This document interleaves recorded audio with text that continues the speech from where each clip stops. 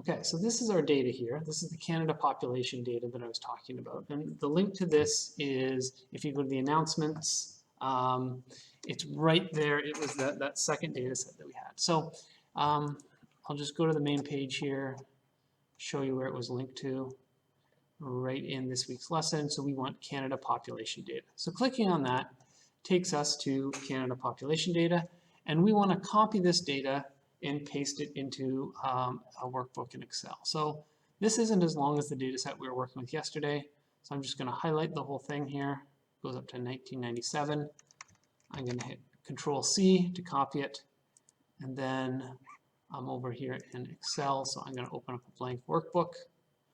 And I'm going to paste it right in there. So there's my data, and I'm going to just adjust the widths of my columns here a little bit so we can see the number a little bit better. So we've got the year starting in 1948 going up to 1997. We've got the total population of Canada there in that second column. In the third column, we have the number of births in that year. In the fourth column, we have the number of deaths in that year. And then in the fifth column, we have the number of infant deaths. Okay, so the first thing we wanted to do was make a time series graph of the population. So we wanted to look at population versus time. So we're just going to do the same kind of thing we did yesterday. I'm going to click on that A column to highlight the whole thing, and then Control, click on the B column, and then I want to go to Insert, and then I'm going to choose Chart here, and I'm just going to choose a scatter plot.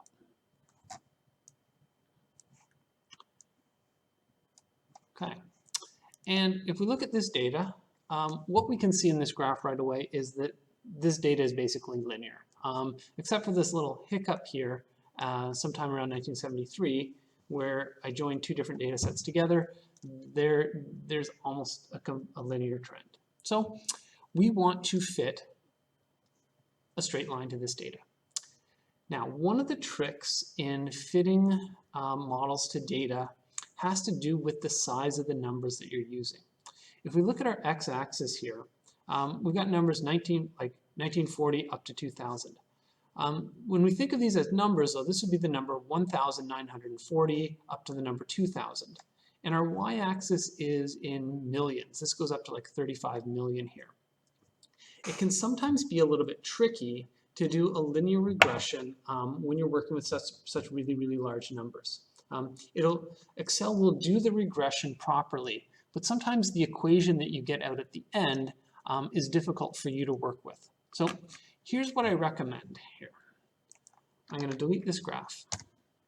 We are going to take our population, our year here, and instead of it being the year 1948, we're going to express this as the number of years since some starting point. And we'll choose 1940 as our starting point. So I'm going to insert a new column into my spreadsheet here. So I'm just going to go click on column B, and then I'm going to right-click, and I'm going to go to Insert. And that gets me a new column here. And then in this column, I'm going to title it Years Since 1940. Just choose that as my starting point. And then in here, I'm going to make a little formula here that's going to take all that data in column 1 and convert it into years since 1940. So basically, I'm going to take each value and I'm going to subtract 1,940 from it. So to let Excel know that I'm doing a formula, I'm going to hit equals, and then I'm going to click on that first cell, 1948.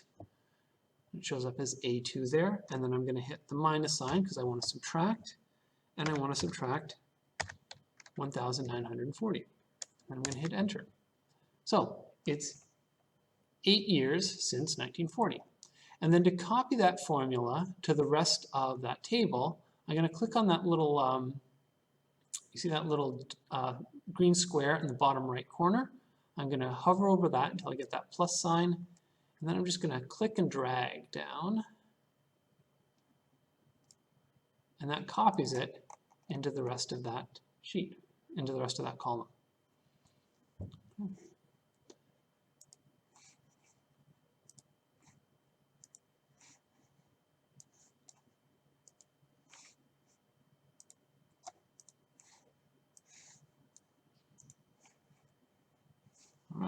Now, I'm going to do the same kind of thing with population because 13 million is way too big to work with. So I'm going to click on the column next to it. Right? I'm going to go right click, I'm going to go insert, and then in here I'm going to say population in millions.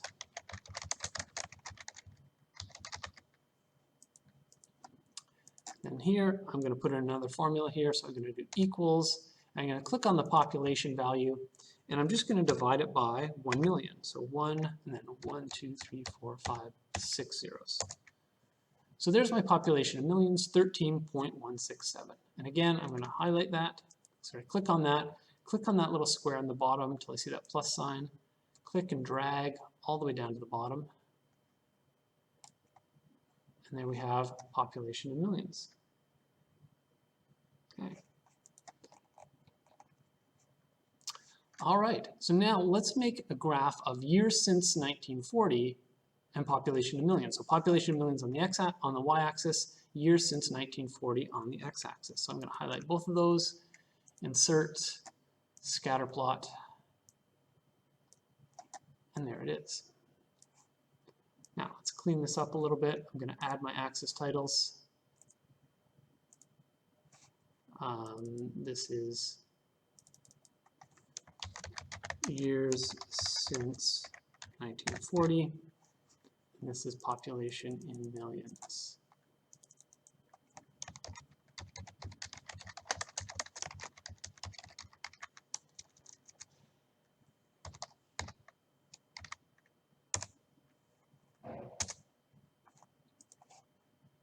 Okay, so now let's fit the data here. So if I go back and I click on this green plus up on the right-hand corner here, one of the options, the one right down on the bottom, is trend line. So I'm going to click that box there to add a trend line. And it'll give me some choices here.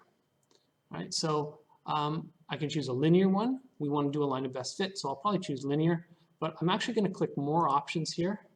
And that brings up this menu over here on the side where I can format all these options. So I know that I want to click linear. So linear is one of my choices. I'm going to click linear there. And then I'm going to just make this a little bit more visible here. So I'm going to click on this paint icon up here. And I'm going to make it red so we can see it better. And I'm going to make it solid by clicking on the dash type and changing it to solid. So something like that. Okay. And then if I click on that little bar graph there, it brings me back to the options. I'm going to say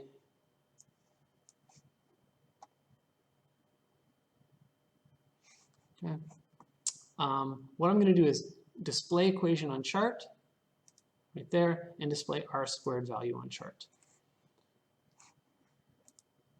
So now I should get the equation right here and the R squared value. So I'm going to just highlight that, make it bigger here so that you guys can see it. I don't know, I'll make it like huge like this. So there's the equation of the line of best fit, and there is the R squared value, gives you by default. Okay. All right, Abby asked how you got the data into the new column without doing every calculation on its own. Okay. So what I did was, if you got the data, if you got the calculation in one of them, so let's say let's see, I'll just highlight this, I'll delete this, okay? So to get that calculation in there, oh, it got rid of my data then. Oh, I did equals, I did that first one, okay, clicked on that one, and then I subtracted 1948 from it. Oh, sorry, I didn't do that. I did 1940 because I wanted years since 1940. Perfect. And then I hover over that little green square rectangle down in the bottom right corner, click and drag.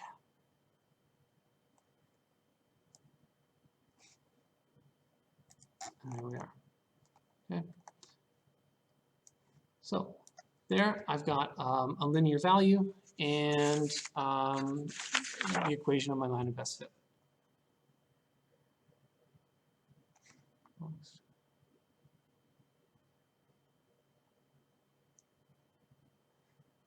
Oh yeah, Hayden. Hayden points out that box 25 box D25 down are going to be incorrect because there's a year missing in our data.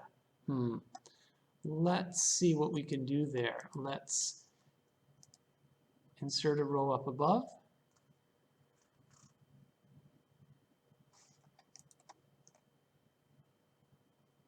And that should fix it. Perfect. Okay, so there we go. All right, so we got our equation of best fit. Now, what are we going to do with this equation of best fit? Well, if we want to, we can, if we want to predict the population in, let's say, 2019, all we have to do is take this equation here, sub in a value like 79, which is the year since 1940, punch this into our calculator, and let's see what we get. So 2019, x is 79. If I do 0.3387 times 79 plus 10.911,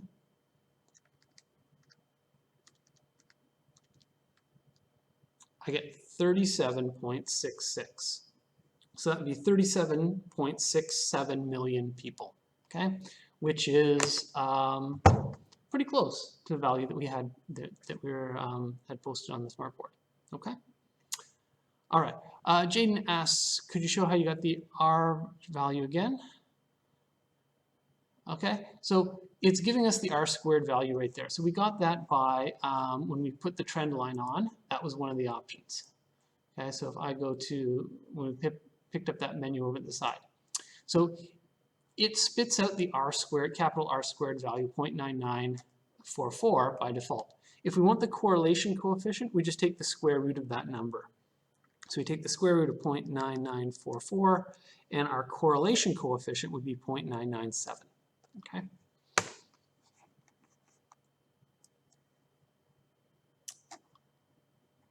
All right. Let's take a look at the next batch of data that we wanted to look at, and that was deaths. Okay. So what we're going to do is we're going to look at, let's just look at the number of deaths by year first. So I'm going to just highlight those two columns. And let's do it years since 1940. Okay, I'm going to go insert. I'm going to insert a graph here with this. So what we see in this graph is that deaths are increasing almost in a perfectly straight line as well. This is another linear relation. So this kind of makes sense. If the population is growing linearly, as it is in this first graph, it makes sense that the number of deaths are going to go up linearly as well. Okay? So there's nothing really big there. Now, let's take a look at infant deaths over time. So I'm going to highlight years since 1940, and then I'm going to highlight infant deaths. And let's throw in a scatter plot here. This is a little bit more interesting. Okay? So we have infant deaths, and they seem to, at the beginning, they decrease kind of linearly, kind of goes up and down, up and down, up and down. And then right about 1960, okay, or about maybe 1963, we see a sharp decrease, and we see this nice little curve here in the data.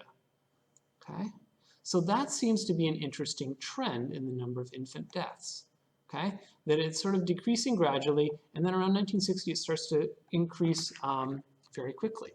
Now, if we want to make a prediction about how many infant deaths are going to be, in 2019, we don't want to use this part of the data up here. We want to use just this data from right about here, okay, where it decreases and then it levels off.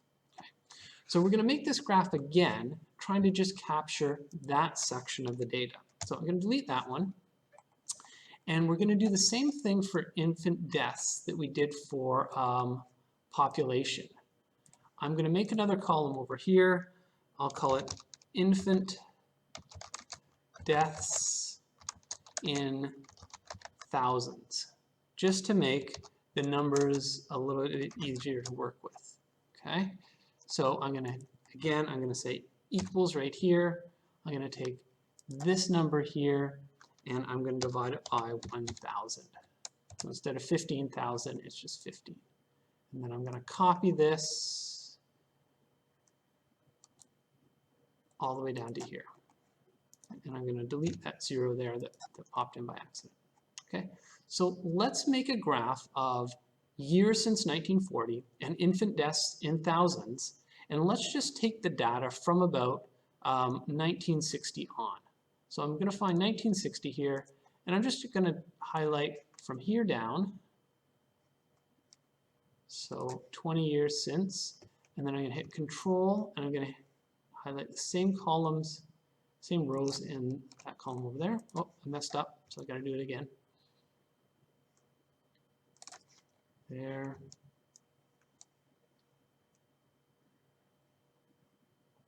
There. And then now let's insert our scatter plot.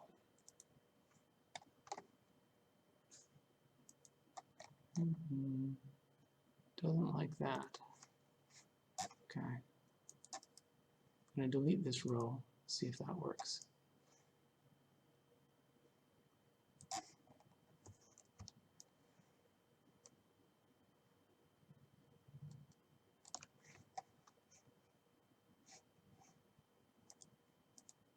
There we go. Didn't like that blank row in there. Okay, so here's our graph, and we can clean this up a little bit. Okay, getting close to time here. So let's see what we can do to fit. Just do the curve of best fit here to the data. So we are going to click on our graph. Okay, click on the plus. We're going to add a trend line. Okay, and I'm going to just go to trend line, and then I'm going to go to more options here. Okay, and that brings up this thing on the side. So what I want to do is I want to fit a trend line to this graph. I don't want it to be linear because it does linear by default, and you can see that that doesn't match up with the trend that we have there. Okay, so I could choose something like exponential, and you can see that when I change what I click on, it changes the curve that's fit there. So exponential is not bad. Logarithmic, not as good. I could do polynomial, okay? Now, right now it's fitting a quadratic, which means that this thing is going to come down and then it's going to come back up again, okay? And I don't want it to come back up again. You can see that right at the very end. So what I'm actually going to choose, I'm going to choose power here, okay, which fits a power law to it. Now let's make this a little bit more obvious here. Let's make it red, and let's make it a solid line. Get rid of the dash. Okay, and then let's click Display Equation on Chart and display our squared value on chart. Okay. And there it brought up this little text box with our equation and our squared value. And there we have it. Okay, so there's the equation. X equals 4,187.8, x to the power of negative 1.89. Okay, would be the model that we can use. So if we wanted to predict the number of infant deaths in 2018, we would just choose our appropriate x value. So x is 78 because that's 78 years since 1940, and we would just plug that in. So we would do 4,187.8 times our x value, which is 78 to the exponent of negative 1.89, and we get a value of 1,111. So we get 1.111, which is in thousands, so it's 1,111. Okay, and there's our curve of best fit.